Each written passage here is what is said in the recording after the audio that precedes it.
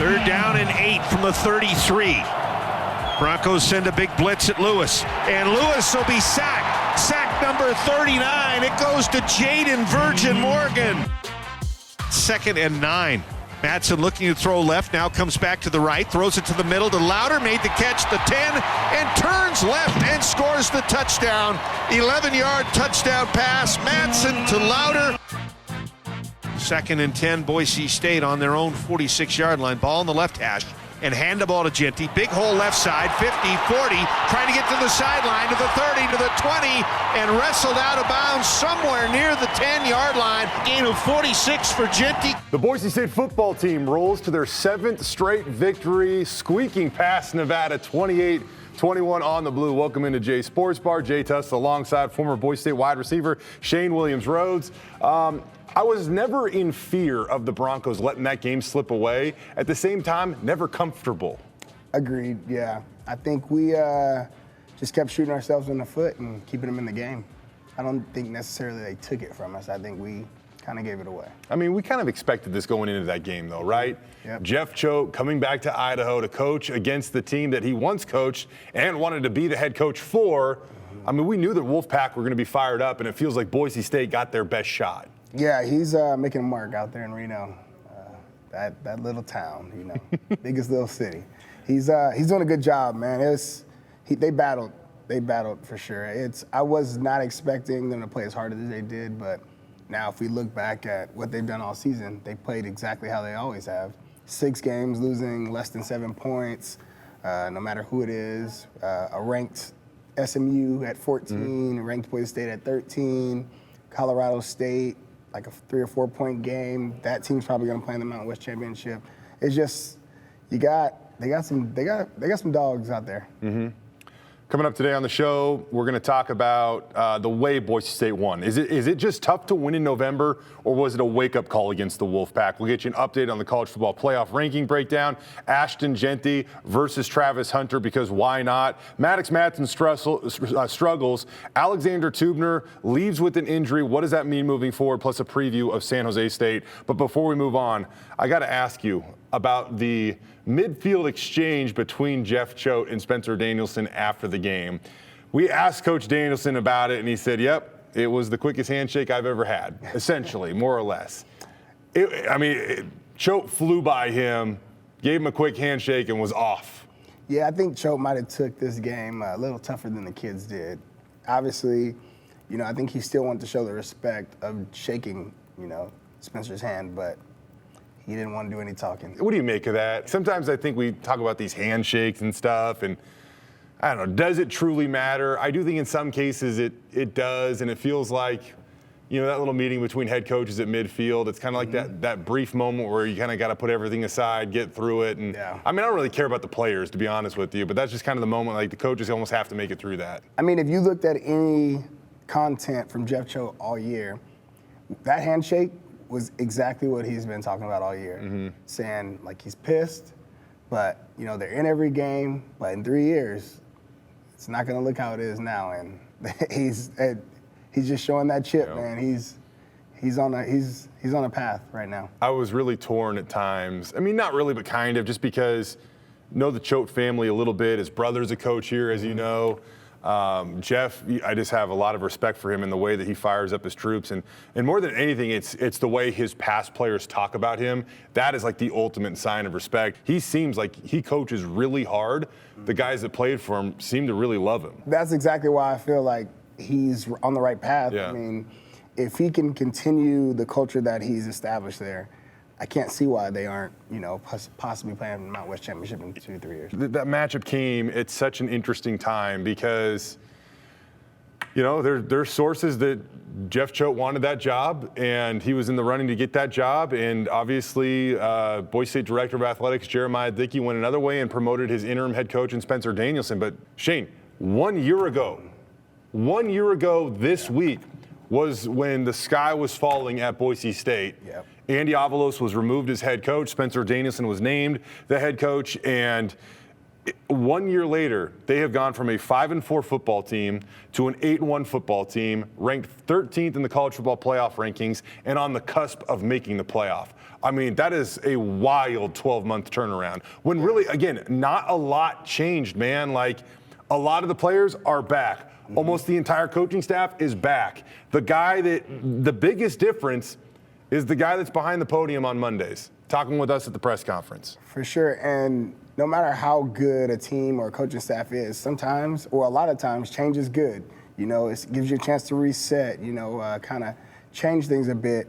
And once again, we seem to always reference it, but this season, you go back to 2014 or 2013, you get a new staff, you already have the players in place. You know, you introduce your new culture and how you're going to do things, and the team goes on a run, wins a Fiesta Bowl. Last year, we changed. You know, we get that championship, but then now you come in, now you get to reset and implement your culture, and you already have the players, but now you put them in, maybe a few different spots or use them to where you can use their advantages on the field, and we're getting the same thing. Culture is such a buzzword in college sports these days because everybody believes they have it. Oh, we're about culture, we're instilling culture, all that we're building culture. But like, you can talk about it or you can be about it.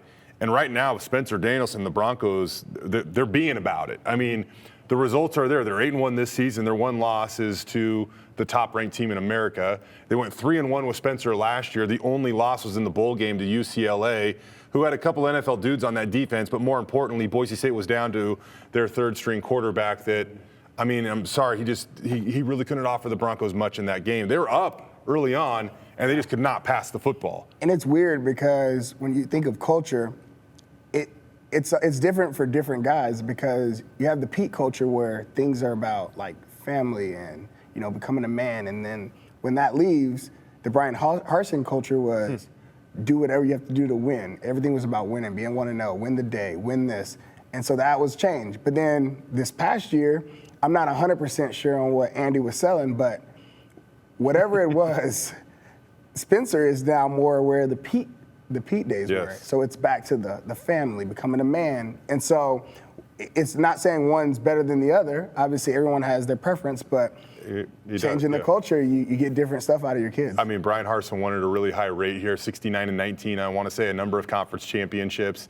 I mean, it is what it is. We'll call it what it is. In whatever way Andy Avalos was pushing during his tenure, he lost it at some point in time. The connection somehow was separated, and these are hard things to say and hear or whatever, but it just felt like it was a drag to go into the Gene Blademeyer football complex last year. It was like, all right, here we go again. Another week is here. Let's try to make it through another week.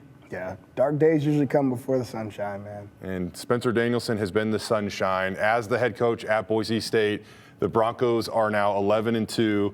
Again, their only losses to the top-ranked team in America and UCLA in a bowl game last year when Boise State was down to their third-string quarterback. But he's pushing all the buttons right now. And last week, it was a close call. But, man, good teams win those games. And Boise State won that game. And, talking with our good buddy, Kekala Kaniho, texted me after the game, and he was saying, man, that's November football. Everybody's banged up. I get how some coaches feel like they need to express they're down some guys because they're fighting like hell with the guys they have. But everybody is just banged up right now trying to make it through the day. There are realities that like the general public doesn't know about you guys, that if it ever became like public information, I think I don't even know what the reaction would be. But like, what's the cortisone shot bill right now across college football? You know what I mean? Yeah, those people make their money for football, I'll tell you that. Yeah. I've had a few in my day, so it happens. And people don't even know. Yep. And probably for the most part, the way that it's, I'm guessing the way that it's communicated to a lot of you guys, it's, okay, Shane, on Monday, we're going to start to break down film. Tuesday at 10, you'll have your cortisone shot. And then at 12 o'clock, we'll start watching film. It's just part of the process. It's not like that big of a deal, I would even assume. And as a player, only thing you care about is being able to get back on the field. Getting back on the field. If the fans truly knew like what you guys go through, you guys are psychopaths. And to me, the biggest thing about November football is, yes, you have the injuries, but you have 8 to 10 games typically out there on tape now. Also a good point. Now that everybody knows everything. Correct. Yep. Your scheme is out. Your identity is out. there's not really much that you can hide from. So it makes it easier to game plan against those things. So we got to also take that into account, which is why November is so big. So that's why, like, when, Nevada comes to town, what they're going to focus on. So, like, on offense, how many plays are in a playbook? I mean, it depends on what system you're in. Just give me when you were there. 200 plays? Same plays that can be replicated out of different formations or just plays? I don't know, Mr. Football. You decide. Let's say 75 plays. 75 plays. Let's say that, but one of those plays can be ran 4 different ways. Okay. So my point is, how many plays do you basically have in a playbook, and then how many plays on any given Saturday do you actually take with you into that game? You're going into the game with about 60 to 80 plays. Yeah, okay. You can run them different ways and stuff like and that. They're all broken down by down and distance and, your logo shots, your high red zone, your low red zone, all those things. But you're not taking 100% of your playbook into every Saturday. That would just be impossible. Yeah, no, it's definitely, because there's teams out there that they're really good at stopping power. So this might just be a week we don't run power. We might be running counter, and we might be running, different things and some misdirection, because that's what the weakness is of that team. So some things get taken out, and then some things get put back in. Okay, so the same applies to defense, though, right? So, like, if you know Boise State's on the schedule, there's a part of your playbook that you're not even going to really worry about. But you know what you are going to make sure? You're going to make sure you practice all your run fits, and that all your best run blitzes are there, and that those are perfect. For sure. And that's why, even for, like, Nevada last week, they didn't stack the box like San Diego State did the week before. And it's hard to say they did a good job against Ashton Jeanty, but they made him carry the ball 34 times. And I think, like, in a weird way, that is a little bit of a victory for Nevada. That's the best way that you can probably beat this team is he's got to carry the ball that many times. Because if he only carries it 20, that means he's hit a number of big runs. They ran up the score, and he's out of the game. Yeah. So if you can get if it takes him 34 to get to 209, which again is still amazing, but when you're working with Ashton Jeanty, if you can do that, you probably walk away from that game saying, hey, it took him 34 to get there, career high, like, I'll take that. So I guess that's just my point of, like, defenses are coming in and all the tape's out there. They know what they're going to try to do to Boise State, and that's the focal point right now. So a wake-up call or November football? What do you think? I say November football. We saw some team lows in some spots, They played far from perfect. So sacks, we're used to about 5-6 sacks. We got 2. We're used to not giving the ball away. We also had 2. And so it was a game where Nevada played hard, but we had some mental things. We missed some wide open stuff that was there. And so the ball didn't really roll our way. I mean, to me, the pick on the 1-yard line that wasn't really a pick, that too. It's just like a lot of things didn't go how they typically go, so now your back's against the wall. But I think we battled back and found a way to win the game. That was a scary moment. That was a very scary moment, and I know that Jeff Choate said after the game they weren't happy with that call, and you know what? I think you got a case. That I didn't know if there was enough there to turn that thing over. It was close, and I can understand why Nevada wouldn't be happy about that call. Either way, it gets overturned. They give it to 2. Who scores a touchdown right after that. So as long as we're talking about Ashton Jeanty, man, 34 carries, career high, 209 yards, had 12 receiving yards on top of that, 3 touchdowns, all of them on the ground. His Heisman odds updated at the moment, he's 3rd. Cam Ward in Miami, they get upset against Georgia Tech. Cam Ward slides all the way from 1st to 4th. Right now, Travis Hunter, depending on the site you look at, he's about even, but he is the front runner. After that, you have Dylan Gabriel of Oregon and then Ashton Jeanty at Boise State. Ashton right around plus 500, plus 600. Again, it depends on what site you go to. And again, I like to reiterate this because it doesn't necessarily mean these stats aren't predicting the best football player in America. They're not, like, it might seem like that's what it's doing, but there's also money coming in on these spreads. And Vegas is really good at making money. And so if a bunch of people bet Travis Hunter when he was, plus 1,600 or whatever, they got to make sure that if he wins, they're not going to lose all their money. So he's not going to just stay at at 16 to 1. They're going to have to lower his odds line so they don't lose all their money. So that I think that's important to know. Like, money moves that line, not necessarily always performance. Although performance can also entice fans to bet their own money. Anyways, that would suggest he's 3rd in line right now.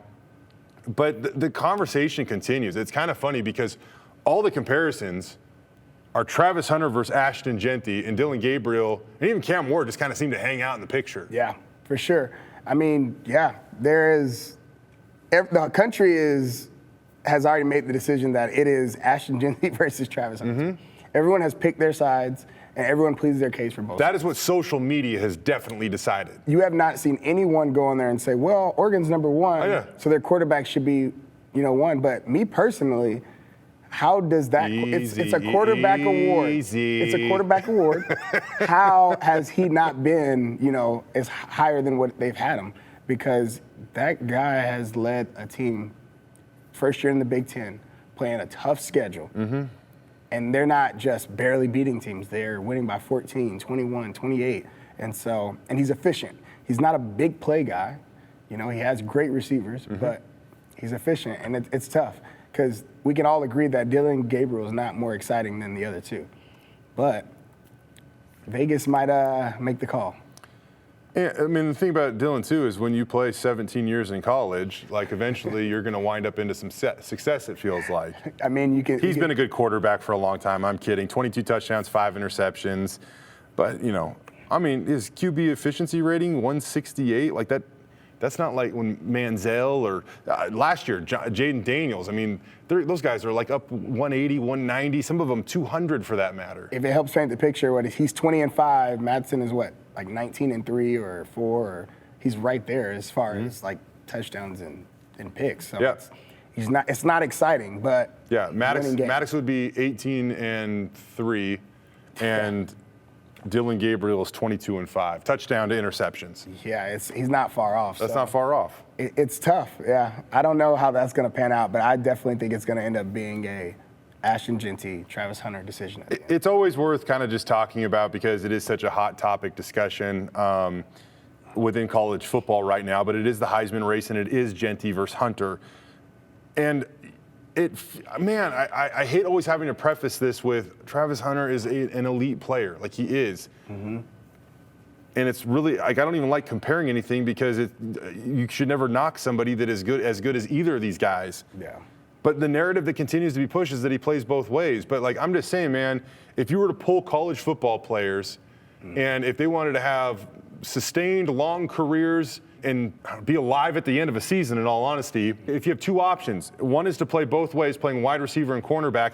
The other option is to take 139 touches over a 4-game span, most of those touches between the tackles. Yep. Which one are you doing? I know which one I'm doing. Put me outside those numbers, please. Exactly, right? Outside the numbers. Yeah. That physical toll, it needs to be amplified, and people need to understand that is an insane amount of touches. I call you Mr. 233. You caught second most passes in the history of Boise State. You throw in your rushing attempts. You had 292 touches in your 4-year career. Ashton's almost halfway to that total in the last 4 games. That's the first time I ever heard that, Jay. That's a lot. 290? 292. Yeah. That's why I feel like this. To me, though, my favorite argument I hear is they're not going to give it to a Mountain West player.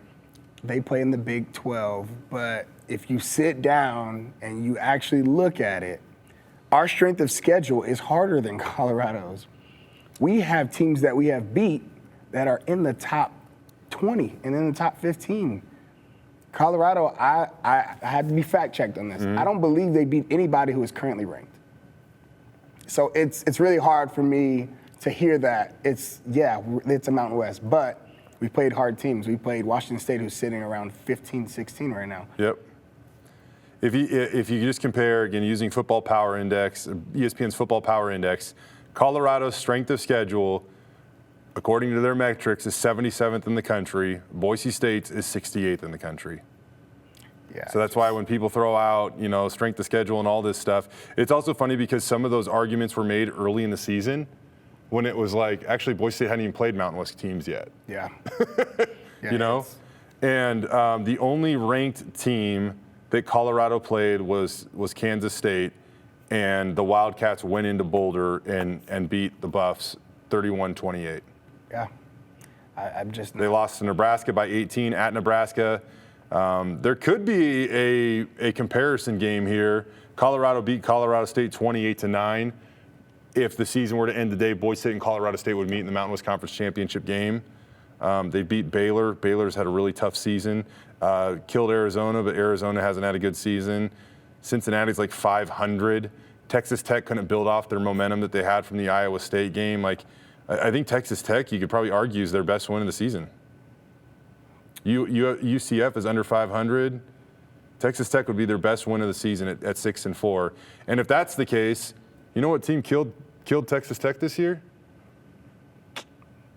Is it Wazoo? Wazoo. You know what team killed Wazoo this year? The old Broncos. Yeah. So I'm just saying. Yeah, I just don't know. Everyone picks their horse, right? Everyone picks their horse. It's an awesome race between these two. I absolutely respect both.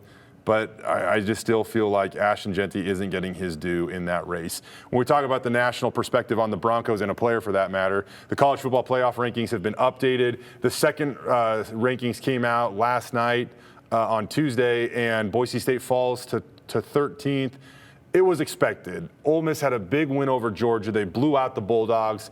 They had to make a big jump, and they did. So it had nothing to do with Boise State's performance against Nevada. It had everything to do with Ole Miss beating the second-ranked team in the country by 18 points.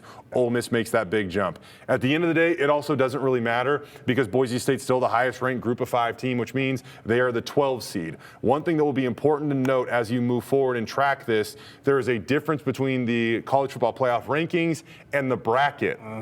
The seed line and the rankings do not match up in most instances, right? Yep. And so, yes, it helps if you're higher in the rankings, no doubt. The higher you're ranked, the better the chance you are of having a lower seed. But they're two different things. And so the difference between 12 and 13 in the rankings for Boise State is kind of irrelevant at this point. Yeah. Either way, they're the 12 seed right now. At Ohio State still. I just feel like we are going to get snubbed. When I say that, it's because right now you have the highest ranked ACC team might be number 9, right? We're at 13. If we were higher ranked than the ACC team, we automatically get a bye. Right. The highest ranked Big 12 team, I believe, is sitting around 7, 8. For the Big 12? Yeah. The Big 12, you have BYU. BYU, who despite whatever happened, again, their rivalry game last week, they slide up to 6. Okay, so you got 6 and 9. Yeah. Those teams are ranked higher than us. I get it. But I feel like the committee sees it as, oh, these are Power 4 conferences, right? So even if Boise State wins, we're not going to push them up to 8 because we know we can leave them at 12 and 13 and they automatically get in. Yeah. So why would we need to give them more respect even though they deserve it? It'll be interesting to track this moving forward because it feels like a BYU or even a Miami, like it feels like their position is a little more volatile than an SEC team or a Big Ten team. I mean, Georgia loses, they slip from that. I mean, that was more of a slip than I thought.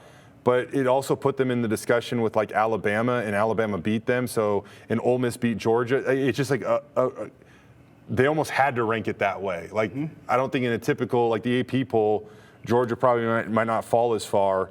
And they almost did, but not quite as far. But it's just going to be interesting. That's why, like, if BYU can slip up, like, there's definitely a chance for Boise State to get that 4 seed. And that's the ultimate goal at the end of this thing. So, or even you have SMU sitting right behind us. If they beat Miami or Clemson, do they now, even though that Miami team drops, do they get to jump us because of that? So I just feel like we're going to get snubbed on that position. The only one that can save us is the Big 12. Yeah. That's it. You're probably right. It's really But tough. I can also see it happening. Like, okay, I think this actually paints a pretty good picture of how worthy BYU is of their record. Now, man, if you look at it at the end of the day, dude, they're undefeated. They're 9-0 on the season. They're ranked 6th in the country, and that's awesome. This week they host Kansas. Kansas is 3-6. The Jayhawks are going to Provo. Like, if I'm going to try to ask you to separate yourself here and just think like, oh, if you heard of a 3-6 team going on the road to play a 9-0 team, like, what would that spread typically look like? Typically, I'd say 21, 24. So 3 touchdowns is about. You know what the spread on this one is? My guess would be it's like 5. 3 points. Yeah. And again, Kansas can score points. The people that make these spreads, they're really good at making money. Last week was the trap game for BYU. So what's this week's game? What's this week's game for BYU? This week, that spread is telling you a lot. Vegas sees something, obviously. It is saying, I mean, they say typically home field's worth 3 points. I think in some instances it's more than that. But if these two teams run a neutral field, it would basically be a pick-em between a 3-6 team and a 9-0 team.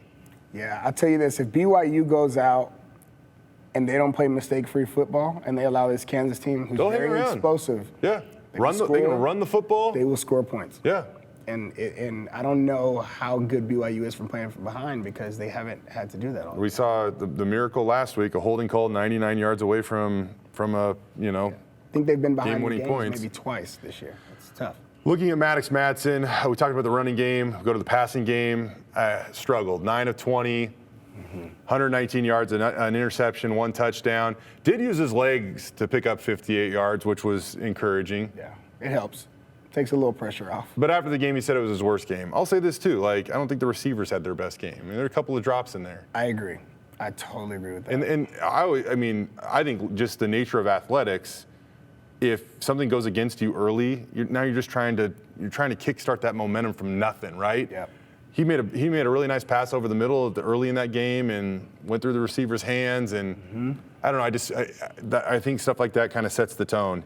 Yeah. Afterwards, he did admit wasn't his best game though.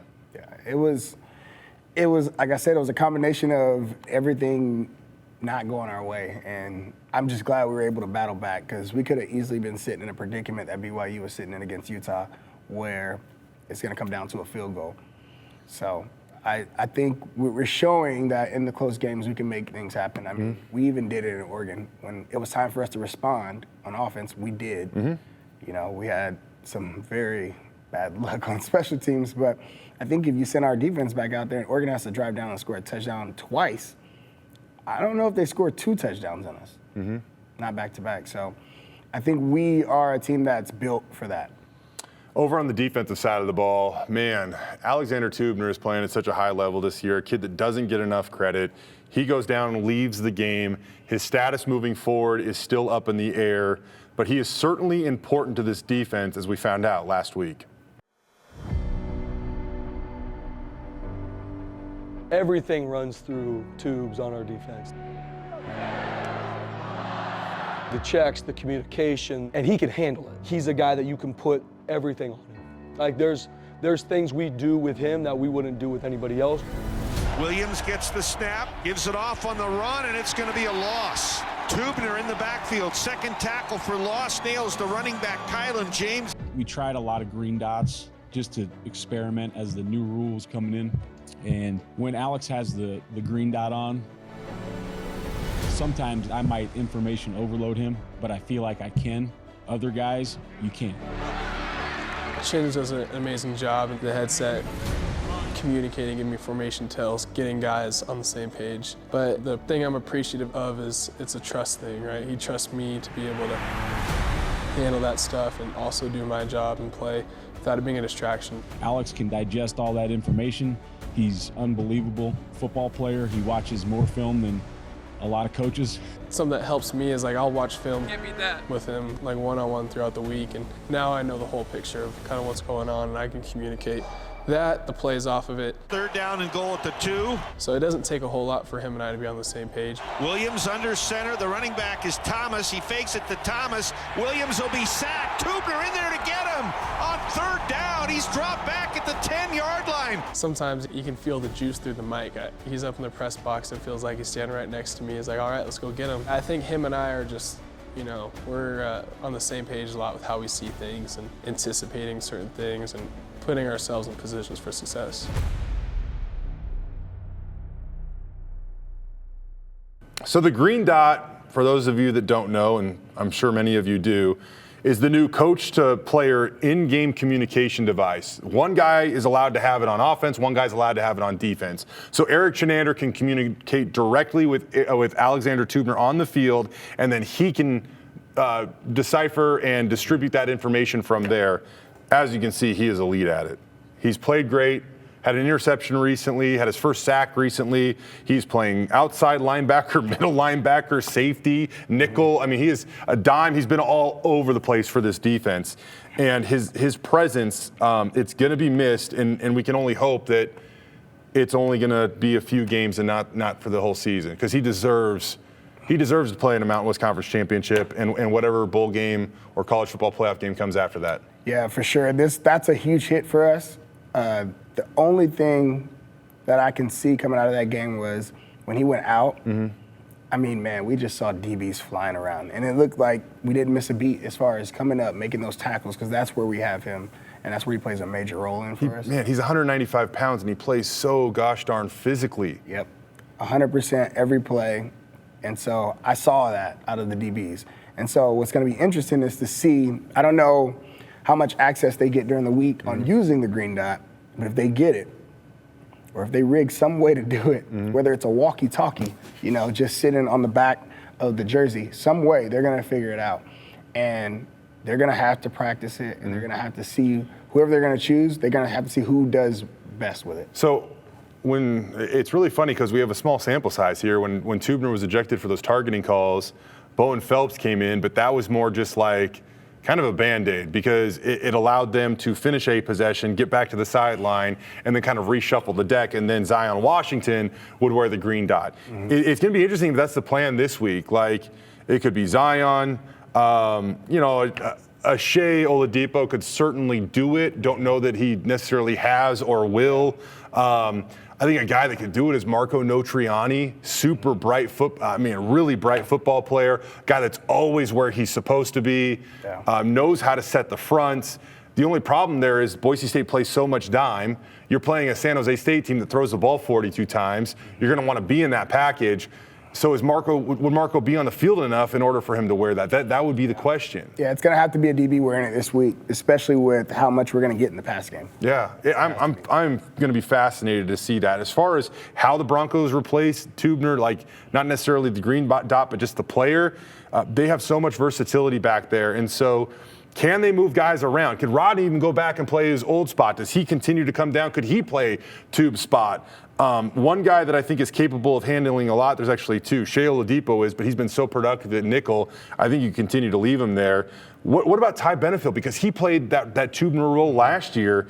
And earlier this week, I asked about the development of Ty Benefield and was kind of eventually told we'll see his versatility before the end of the season for sure. Ty Benefield's a big-time football player for us. Not only in how he practices, how he preps, how he leads, how he communicates, but we put a lot on him. And this young man is relentless at how he preps. He is always number one on the GPS loads because of how he practices, how relentless he is to get to the football, make the plays. I joke with him, Thursday practice for us is more of a walk-through tempo.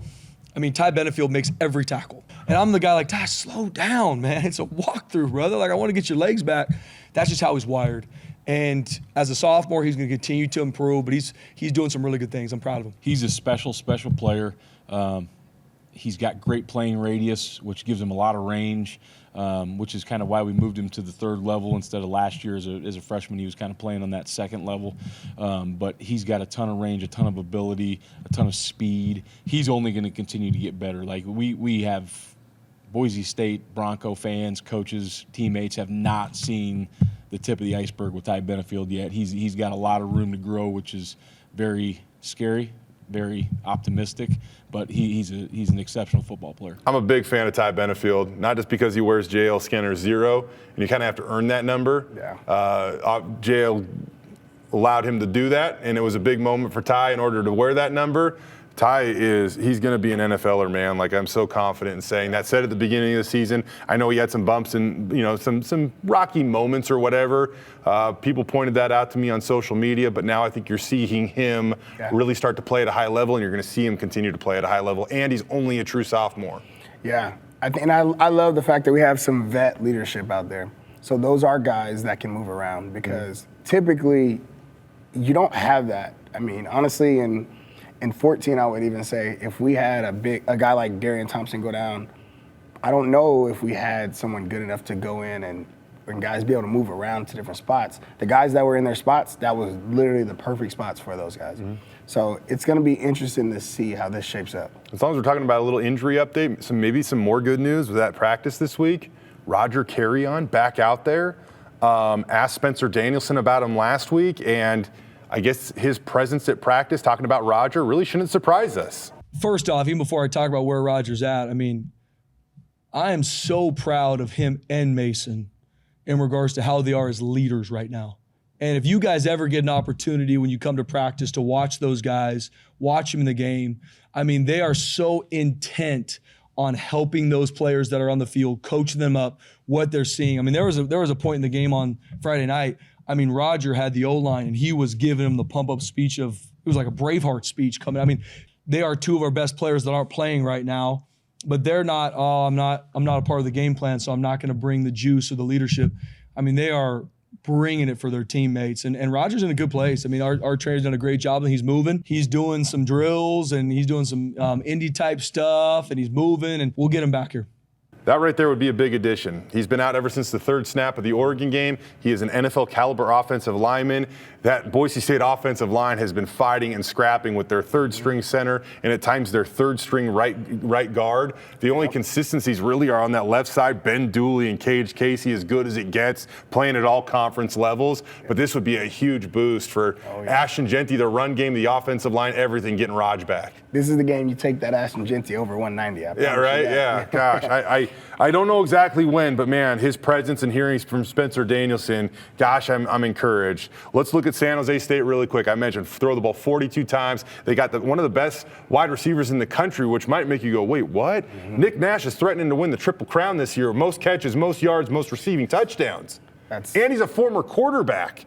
That is, yeah. It's not normal. No, it's not. And he's not normal either. I enjoyed really talking with him down at Mountain West Media Days. One of those guys stayed in the same place his whole career. He didn't move schools, he moved positions. Found a spot for him. Now he's a game changer there. Boise State's going to have their hands full trying to limit him. Yeah, we haven't had a receiver like this since we played UNLV. So we had a little bit of problems in the air against UNLV, but I believe that we are talented enough on the back end to not allow so many explosive plays. We will certainly see. Another thing about him, he lines up in the slot a lot, which it's kind of harder to erase those guys, right? Yeah. They're going to get their catches. You just try to limit them for that matter. So what do you got this week, man? What do you think? About a 2-touchdown spread. It's moved one way or the other by about a point, depending on where you caught it in the week. I'm going 41. Okay, a little high scoring, maybe. To 20, 41-20. 41-20, Boise State. I think they bounce back. I was wrong last week. I thought that Boise State would blow out Nevada. I did not give the Wolfpack enough respect. I was kind of leaning on what they did the week prior against Colorado State. The Rams, at least on the final score, won by well over double digits. And I think Boise State is a much better team than Colorado State. That transitive property didn't work though last week. Yeah. I think it all makes sense this week. Boise State goes and takes care of business down at San Jose State. Yep. I'm with you. All right, we'll see if the Broncos can continue to roll, maybe pick up their 8th straight win. Right now, they're 8-1 on the season. Their 7-game winning streak, tied for the 5th longest winning streak in college football. And if they can continue to win, one step closer to potentially making their first ever college football playoff.